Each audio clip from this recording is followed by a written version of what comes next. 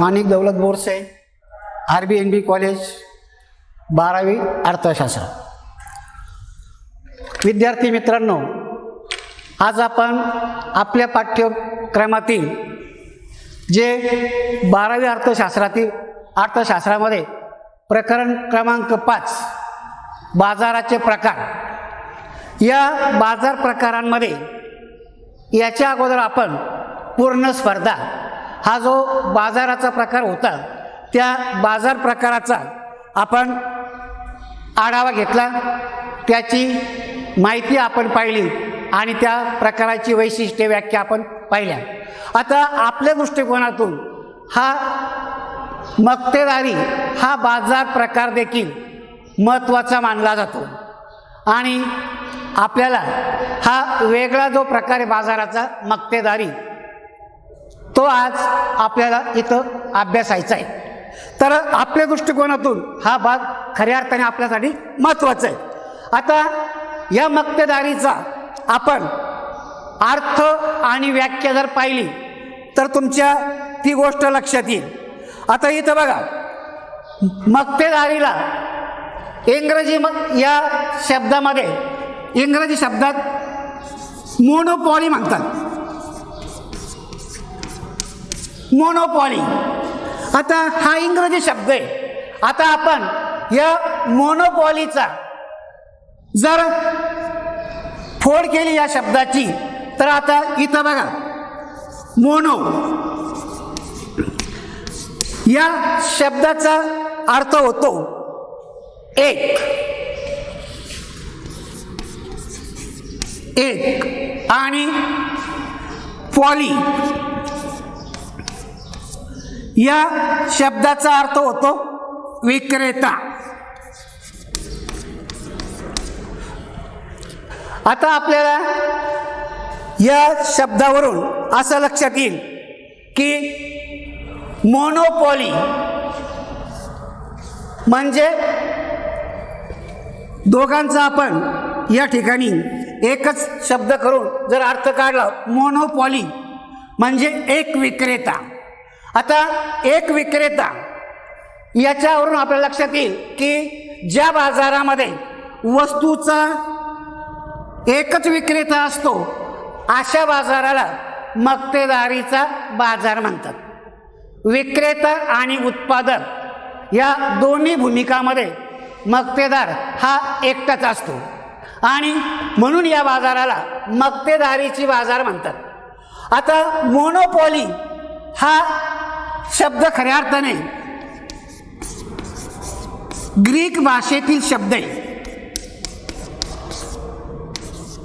आणि ग्रीक भाषेतील हा शब्द तयार झालेला आहे. आपण त्याची फोड केली, मोनोचा अर्थ होतो एक आणि विक्रेता, पॉलीचा अर्थ होतो विक्रेता. याचा अर्थ मोनोपॉली म्हणजे ज्या बाजारामध्ये वस्तूचं विक्री करणारा किंवा उत्पादन करणारा एकच उत्पादक असतो किंवा एकच विक्रेता असतो, अशा बाजाराला आपण मक्तेदारीचा बाजार म्हणतो. मक्तेदारीचा बाजार हा, आता मक्तेदार किंवा मक्तेदारीचा बाजार असा बाजार असतो की या बाजारामध्ये मक्तेदाराशिवाय इतर कोणताही विक्रेता त्या बाजारामध्ये नसतो. म्हणजे मक्तेदारीच्या बाजारामध्ये वस्तू विक्रेता हा एकटाच विक्रेता असतो, म्हणून आपण त्याला मक्तेदारी म्हणतो. आता त्या बाजारामध्ये एकटा विक्रेता असल्यामुळं त्याचं संपूर्ण बाजारावर नियंत्रण असतं.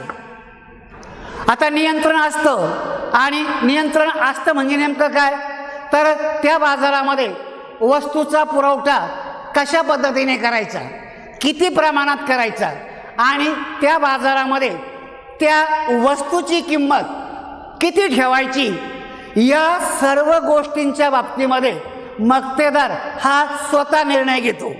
आता मक्तेदार स्वतः निर्णय घेतो कारण त्याचं संपूर्ण नियंत्रण त्या मक्तेदारी बाजारावर असतं आणि मक्तेदारी बाजारावर त्याचं स्वतःचं एकट्याचं नियंत्रण असतं. कारण त्या बाजारामध्ये त्याला दुसरा कोणी जवळचा स्पर्धक हा त्या बाजारात नसतो, म्हणजे त्याच्याशिवाय त्या बाजारामध्ये इतर कोणी सुद्धा वस्तू विकण्यासाठी नसतो, म्हणून त्याला त्या बाजारावर संपूर्णपणे नियंत्रण ठेवता येतं. वस्तूच्या पुरवठ्यावर त्याचं नियंत्रण असतं. त्याच पद्धतीने वस्तूच्या किमतीवर सुद्धा तो नियंत्रण ठेवू शकतो. आता जर एखादा स्पर्धक असेल त्यावेळेस मात्र आपल्याला अशा गोष्टी करता येत नाही. आज आपण पाहतो की सध्याच्या बाजारामध्ये एकसारख्या वस्तू विकणारे असंख्य विक्रेते असतात आणि मग त्यांच्यामध्ये स्पर्धा असते. ती किमतीची स्पर्धा असते, पुरवठ्याची स्पर्धा असते.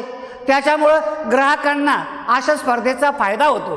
परंतु मक्तेदारीच्या बाजारामध्ये मात्र तसा प्रकार आपल्याला पाहायला मिळत नाही.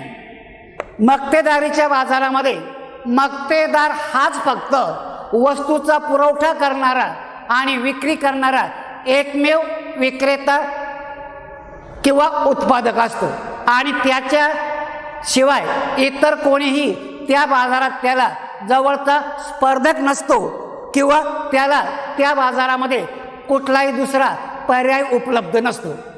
आता असा जो प्रकार असतो त्या प्रकाराला मक्तेदारीचा बाजार असं म्हणतात.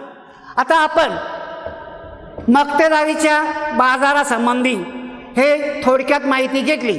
मक्तेदारी म्हणजे काय ही गोष्ट आपल्याला लक्षात आली. आता खऱ्या अर्थाने मक्तेदारीचं पुरस्कर्ते चेंबरलिन यांनी सुद्धा मक्तेदारीची एक चांगली आणि सुरेख अशी व्याख्या केलेली. ती जर आपण पाहिली तर आपल्या लक्षात येईल की मक्तेदारी हा बाजार प्रकार नेमका काय. तर बघा, चेंबरलिन यांनी केलेली मक्तेदारीची व्याख्या आपल्याला इथं पाहिजे. मक्तेदारी म्हणजे एक उद्योग संस्था जी संपूर्ण पुरवठ्यावर नियंत्रण ठेवते आणि जिला बाजारात अगदी जवळचा पर्याय नसतो, अशी बाजारपेठ म्हणजे मक्तेदारी. म्हणजे बघा, चेंबरलिन यांनी काय सांगितलं, मक्तेदारी म्हणजे अशी उद्योग संस्था की जी उद्योग संस्था बाजारावर तिचं संपूर्ण नियंत्रण असतं आणि संपूर्ण नियंत्रण ती त्या बाजाराचं करतं आणि त्या बाजारामध्ये त्या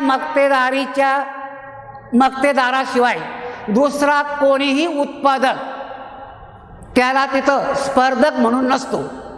म्हणजे त्या बाजारामध्ये मक्तेदाराशिवाय दुसरा कोणी विक्रेता त्या बाजारात नसतोच आणि त्यामुळं त्याला जवळचा पर्याय हा उपलब्ध नसतो. आता जवळचा जर पर्याय असेल तर व्यक्ती इथं आपसामध्ये स्पर्धा लागून बऱ्याचशा ग्राहकांचा फायदा त्याच्यामुळं होतो. परंतु या बाजारामध्ये मात्र तसा प्रकार पाहायला मिळत नाही. मक्तेदारी बाजारामध्ये मक्तेदार हा एकमेव वस्तूचं उत्पादन करणारा आणि विक्री करणारा उत्पादक पण तोच आणि विक्रेता पण तोच. त्याच्याशिवाय बाजारामध्ये दुसरा कोणी विक्रेता किंवा उत्पादक हा बाजारामध्ये नसतो. म्हणून त्याला तिथं म्हटलेलं आहे की जवळचा पर्याय हा उपलब्ध नसतो. तर अशा पद्धतीने मक्तेदारी या बाजाराचं आपल्याला थोडक्यात विश्लेषण करता येतं. आता बघा, या प्रकाराला मक्तेदारी म्हणतात. आपण हे पाहिलं. आता याचा अर्थ आपण पाहिला. आता बघा, मक्तेदारी बाजार त्याला का म्हणायचं, तर त्या बाजारामध्ये मक्तेदार हा एकटा विक्रेता असतो, त्याला त्या बाजारामध्ये कोणी स्पर्धक नसतं. त्याचप्रमाणे त्याच्या वस्तूंना दुसऱ्या पर्यायी वस्तू बाजारामध्ये उपलब्ध नसतात. या सर्व प्रकारामुळे त्या विक्रेत्याला आपण मक्तेदार असं म्हणतो. तर या मक्तेदारीच्या बाजारामध्ये या बाजार यंत्रणेवर त्या मक्तेदाराचं पूर्ण नियंत्रण असतं. त्याच्या ताब्यात ती बाजारपेठ असते आणि त्याच्यामुळं त्याच्या हातामध्ये ती यंत्रणा असल्यामुळं त्या बाजारामध्ये इतर कोणीही त्या बाजारामध्ये हस्तक्षेप करू शकत नाही किंवा त्या बाजारामध्ये वस्तू विकण्यासाठी येऊ शकत नाही. तर अशा पद्धतीने आपल्याला मक्तेदारीची संकल्पना ही स्पष्ट करता येते. तर आपल्याला आता आपण मक्तेदारी हा प्रकार नेमका काय असतो ते पाहिलं. आता आपण मक्तेदारीची वैशिष्ट्ये हा भाग आपल्यासाठी सुद्धा महत्त्वाचा असतो, तो आपण इथं पाहू. मक्तेदारीची वैशिष्ट्ये. आता खऱ्या अर्थाने बघा, जसं आपण पूर्ण स्पर्धा आणि पूर्ण स्पर्धेची वैशिष्ट्ये पाहिली, त्याच पद्धतीने या ठिकाणी मक्तेदारीची आपण वैशिष्ट्ये पाहू.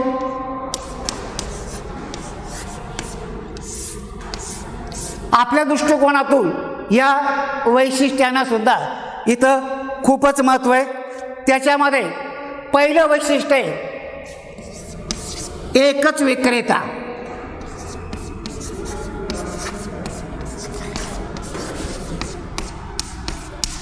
आता बघा, मक्तेदारीचं हे प्रमुख असं वैशिष्ट्य आहे, एकच विक्रेता. आता आजच्या बाजारांचं जर आपण निरीक्षण केलं तर एकसारख्या वस्तू विकणारे हजारो विक्रेते आपल्याला आजच्या बाजारामध्ये पाहायला मिळतील. खऱ्या अर्थाने मक्तेदारी ही एक काल्पनिक असा बाजाराचा प्रकार आहे आणि आजच्या काळामध्ये असा प्रकार बहुधा आपल्याला पाहायला मिळत नाही. आता मक्तेदारीचं वैशिष्ट्य पाहताना आपल्याला पहिलं वैशिष्ट्य लक्षात येतं, एकच विक्रेता. आता मक्तेदारीच्या बाजारामध्ये वस्तू विकणारा हा एकच विक्रेता असतो. आता विक्रेता आणि उत्पादक, इथं बघा, विक्रेता आणि वस्तूचं उत्पादन करणारा उत्पादक, विक्रेता आणि उत्पादक हा एकच असतो. आता खऱ्या अर्थाने त्या बाजारामध्ये वस्तू उत्पादन करणारा आणि वस्तू विकणारा एकटाच व्यक्ती असतो आणि त्याच्यामुळं त्याला कोणाच्या स्पर्धेला तोंड द्यावं लागत नाही. म्हणजे ह्या मक्तेदारीच्या बाजारामध्ये त्या विक्रेत्याला किंवा त्या मक्तेदाराला इतरांची स्पर्धा करावी लागत नाही. कारण ग्राहक, आता बघा, त्याला तिथं स्पर्धेला दुसरा व्यक्ती किंवा विक्रेता हा त्या बाजारात नसतोच किंवा त्या बाजारामध्ये कायदेशीर बंधन हे तिथं असल्यामुळं कोणताही विक्रेता त्या बाजारामध्ये आपल्या वस्तू विकण्यासाठी येऊ शकत नाही. अशी परिस्थिती असल्यामुळं एकटाच विक्रेता त्या बाजारामध्ये वस्तूचं उत्पादन तोच करतो आणि विक्री देखील तोच करतो. त्याच्यामुळं त्या बाजारामध्ये त्या मक्तेदाराला इतर दुसरा कोणी स्पर्धक नसतो. परंतु एक मात्र गोष्ट त्याच्यामध्ये महत्त्वाची असते, ग्राहक मात्र असंख्य असतात. हा, विक्री करणारा उत्पादक किंवा विक्रेता जरी एक असला, ग्राहकांची संख्या मात्र अनेक असते. तर हे आपल्याला मक्तेदारीचं पहिलं वैशिष्ट्य, एकच विक्रेता, अशा पद्धतीने स्पष्ट करता येतं. नंतर दुसरं वैशिष्ट्य आहे, त्याच्यामध्ये बघा, इथं दुसरं वैशिष्ट्य आहे पर्यायी वस्तूंचा अभाव.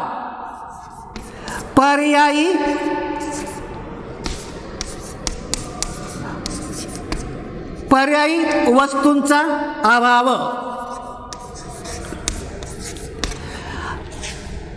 आता खऱ्या अर्थाने वस्तूंना पर्याय कधी निर्माण होतात? ज्या बाजारामध्ये एकसारख्या वस्तू विकणारे अनेक विक्रेते असतात तेव्हा मात्र एकमेकांना पर्याय असल्यामुळं त्या बाजारामध्ये जे विक्रेते असतील त्यांच्यामध्ये किमतीची स्पर्धा असते, वस्तू विक्रीची स्पर्धा असते. परंतु मक्तेदारीच्या बाजारामध्ये मात्र तसा प्रकार आपल्याला पाहायला मिळत नाही. पर्यायी वस्तूंचा अभाव म्हणजे मक्तेदारीच्या बाजारामध्ये मक्तेदाराच्या उत्पादनाला किंवा वस्तूंना जवळचा पर्याय हा उपलब्ध नसतो. कारण ग्राहकांच्या, आता बघा, मक्तेदाराच्या वस्तूंना जवळचा पर्याय नसतो कारण त्या बाजारामध्ये मक्तेदाराशिवाय इतर कोणीही वस्तू विकायला आणत नाही किंवा येऊ शकत नाही. म्हणून मक्तेदाराच्या वस्तूंना पर्यायी वस्तू उपलब्ध नसतात. आता याचा असा परिणाम होतो की मक्तेदाराच्या वस्तू घेतल्याशिवाय ग्राहकांना दुसरा पर्याय नसतो. म्हणजे मक्तेदार हा जी वस्तू विकतो त्याच वस्तू ग्राहकांना घ्याव्या लागतात आणि खऱ्या अर्थाने ही सुद्धा त्या मक्तेदाराची एक जमेची बाजू म्हणता येईल असं आपल्याला वाटतं. कारण तो विकेल त्याच वस्तू लोकांना घ्याव्या लागतात किंवा तो उत्पादित करेल त्याच वस्तू त्या ग्राहकांना घ्याव्या लागतात.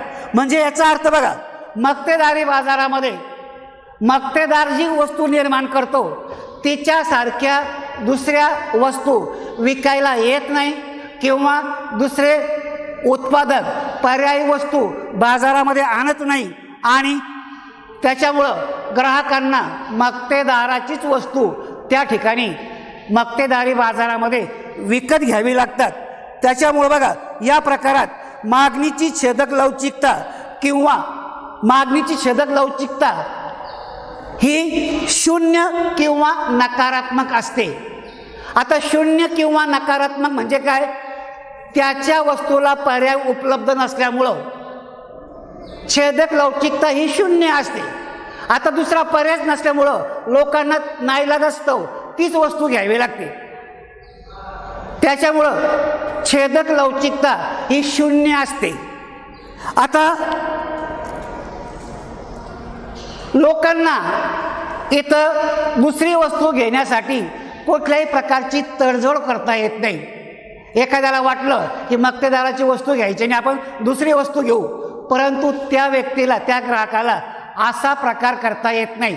कारण त्या बाजारामध्ये मक्तेदाराशिवाय इतर दुसरा कोणताही उत्पादक वस्तू विकायला आणत नाही. त्याच्यामुळं पर्याय उपलब्ध नसल्यामुळं त्याच्याच वस्तू लोकांना घ्याव्या लागतात. म्हणून खऱ्या अर्थाने इथं मागणीची छेदक लवचिकता शून्य किंवा ती नकारात्मक असते. आता तिसरं वैशिष्ट्य आपल्याला सांगता येतं आणि ते म्हणजे प्रवेश निर्बंध.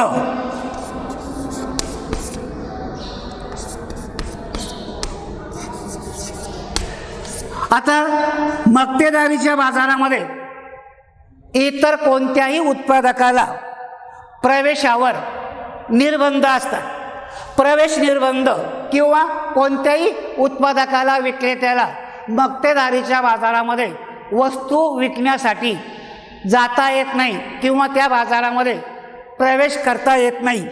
कारण त्या बाजारामध्ये कायदेशीर, नैसर्गिक किंवा तांत्रिक बंधन असल्यामुळं मक्तेदाराच्या शिवाय इतर कोणत्याही विक्रेत्याला त्या बाजारामध्ये प्रवेश करायला बंधन असतं. आता प्रवेशच जर मिळाला नाही किंवा त्या बाजारामध्ये वस्तू विकायला येताच आलं नाही तर मक्तेदार हा एकच विक्रेता त्या बाजारामध्ये शिल्लक राहतो आणि त्याच्याच वस्तू लोकांना घ्याव्या लागतात. कारण या बाजारामध्ये इतर दुसऱ्या व्यक्तीला प्रवेश नसतो किंवा दुसरा उत्पादक किंवा दुसरा एखादा विक्रेता त्याला वाटलं की आपण ह्या बाजारामध्ये जायचं आणि वस्तूची विक्री करायची, असा प्रकार त्या विक्रेत्याला इथं करता येत नाही. कारण कायदेशीर आणि नैसर्गिक किंवा तांत्रिक बंधनं या बाजारावर असतात आणि मक्तेदाराशिवाय कुठलाही इतर विक्रेता त्या बाजारामध्ये या सर्व गोष्टींचं बंधन तोडून येऊ शकत नाही. त्याच्यामुळं इतर विक्रेत्यांना या बाजारामध्ये निर्बंध असतात किंवा प्रवेश निषेध असतो त्यांचा. म्हणजे प्रवेश त्या बाजारामध्ये त्या विक्रेत्यांना करता येत नाही. आता हे सुद्धा एक महत्त्वाचं वैशिष्ट्य मानलं जातं. आता याच्यानंतर अजून एक चौथं वैशिष्ट्य आहे, बाजार पुरवठ्यावर संपूर्ण नियंत्रण. आता बघा, बाजार पुरवठ्यावर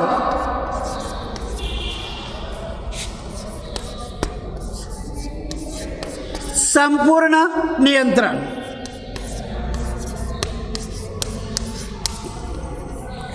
आता खऱ्या अर्थाने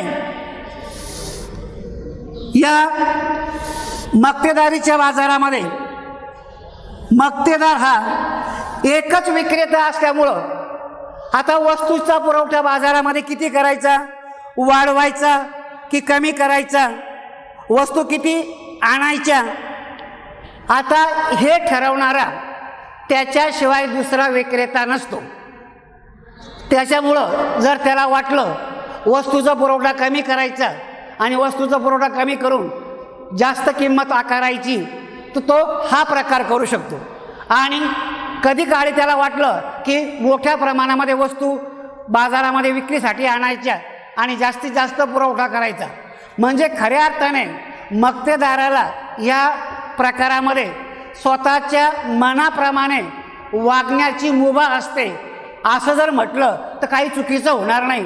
कारण वस्तूचा पुरवठा हा किती करायचा, जास्त करायचा, कमी करायचा की आहे तोच ठेवायचा, याच्या बाबतीमध्ये सर्वस्वी निर्णय घेण्याचा अधिकार एकट्या मक्तेदाराला असतो. आणि त्याच्यामुळं त्या वस्तूच्या पुरवठ्यावर मक्तेदारी बाजारामध्ये त्याचं पुरवठ्यावर पूर्ण नियंत्रण असतं.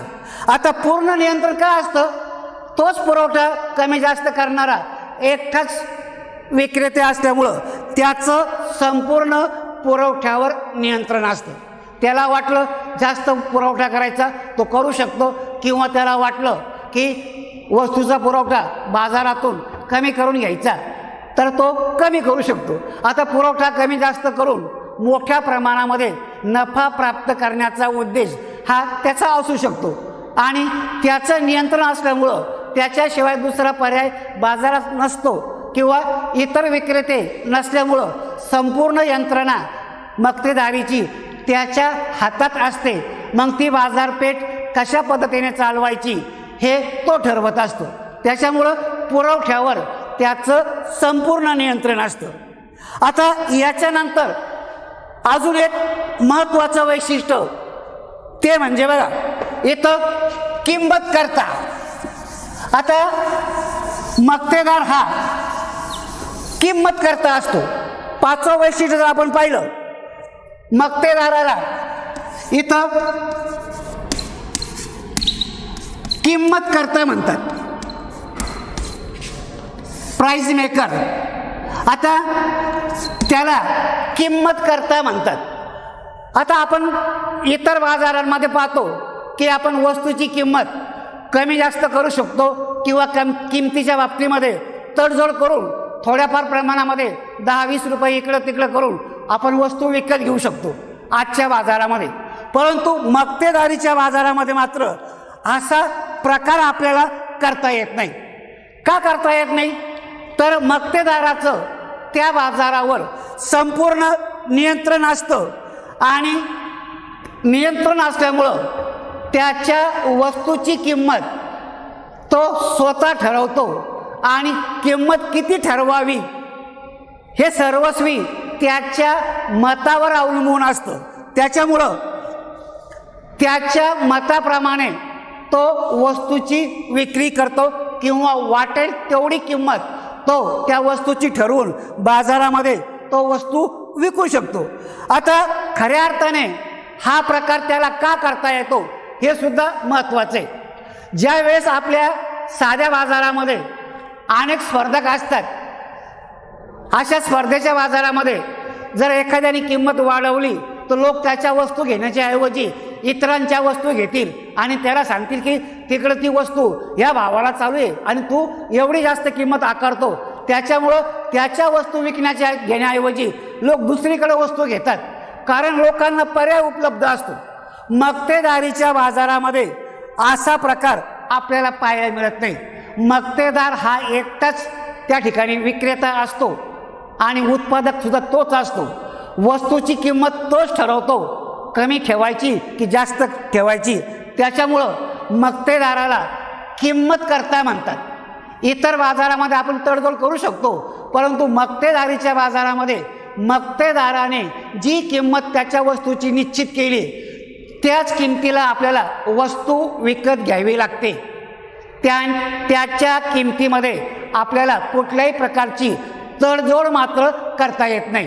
त्यांनी सांगितली 50 रुपये त्या वस्तूची किंमत आहे, तर आपल्याला 50 रुपये द्यावे लागेल, कारण आपल्यापुढे सुद्धा दुसरा पर्याय नसतो. एखाद्या ग्राहकाला वाटलं 50 रुपये जास्त किंमत आहे, तर तो दुसरीकडे तिथं वस्तू घेऊ शकत नाही, कारण त्याच्याच वस्तू घेतल्याशिवाय त्या बाजारामध्ये पर्याय नसतो. आणि या सर्व गोष्टींचा फायदा मक्तेदार हा मक्तेदारीच्या बाजारामध्ये घेतो आणि त्यामुळं वाटेल तेवढ्या तो किमती आकारतो आणि वस्तूची किंमत किती ठरवायची सर्वस्वी अधिकार हा त्याच्या एकट्याचा असतो आणि त्यामुळं त्याला पूर्ण स्पर्धेच्या बाजारातील किंमतकर्ता म्हणतात. आणि जे ग्राहक असतात ते ग्राहक मक्तेदाराने ठरवून दिलेली जी किंमत असते त्या किमतीचा लोक स्वीकार करतात.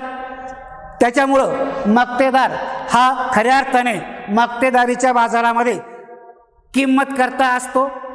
नंतर बघा, आता नंतर एक महत्त्वाचं वैशिष्ट्य अजून आपल्याला या बाजाराचं सांगता येतं आणि तो म्हणजे मूल्यभेद. आता खऱ्या अर्थाने मूल्यभेद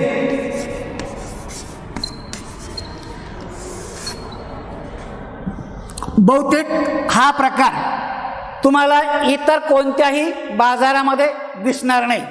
मूल्यभेद हा बहुतेक मक्तेदारीच्या बाजारामध्येच आपल्याला आढळतो किंवा पाहायला दिसतो.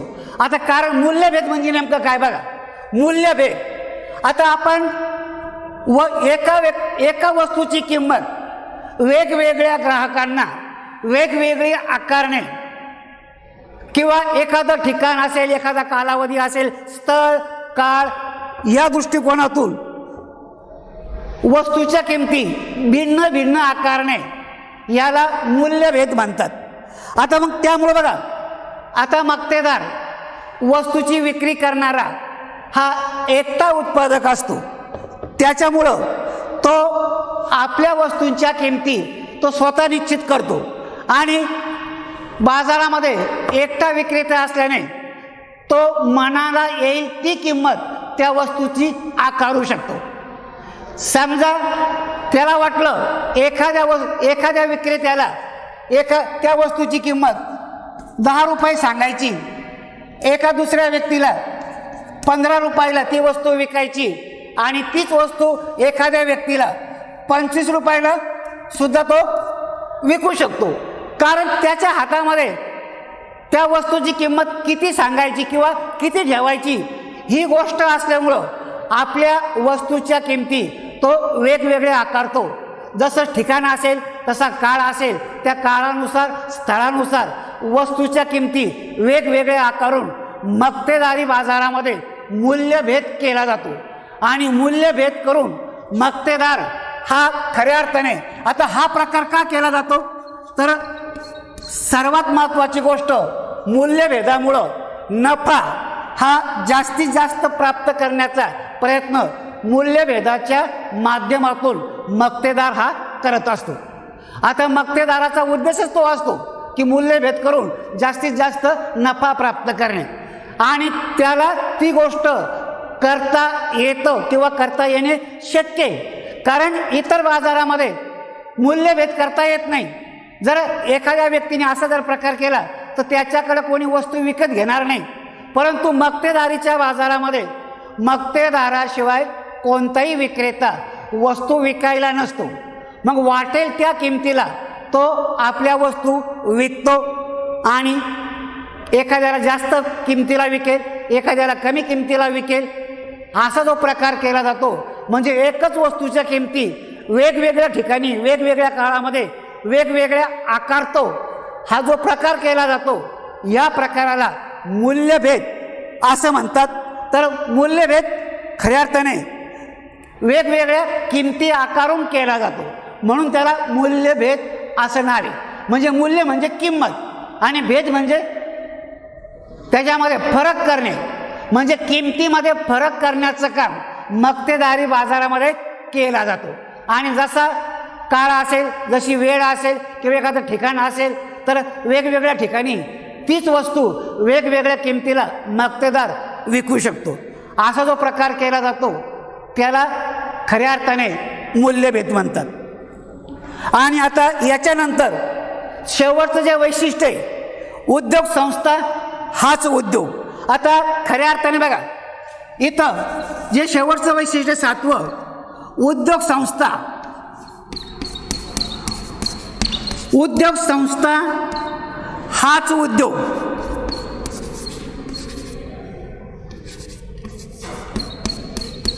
आता बघा, मक्तेदारीच्या बाजारामध्ये मक्तेदाराशिवाय दुसरा कोणताही उत्पादक वस्तूचं उत्पादन करणारा नसतो.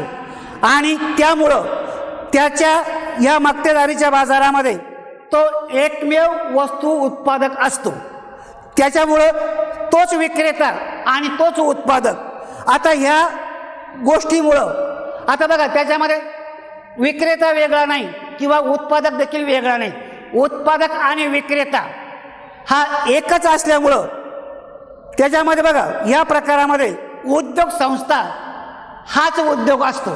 म्हणजे जो मक्तेदार असतो तोच वस्तूचं उत्पादन करणारा असतो. त्याच्यामुळं या बाजार प्रकारामध्ये उद्योग संस्था हाच उद्योग असतो. आणि तो बाजारामध्ये वस्तूचं विक्री करणारा एकमेव विक्रेता आणि एकमेव उत्पादक असल्यामुळं त्याला बाजारामध्ये दुसरा कोणी स्पर्धक नसतो. तोच उत्पादक वस्तू तयार करतो आणि तोच उत्पादक वस्तूची विक्री देखील करतो. म्हणून हे वैशिष्ट्य उद्योग संस्था हाच उद्योग या नावाने त्या ठिकाणी ओळखलं जातं.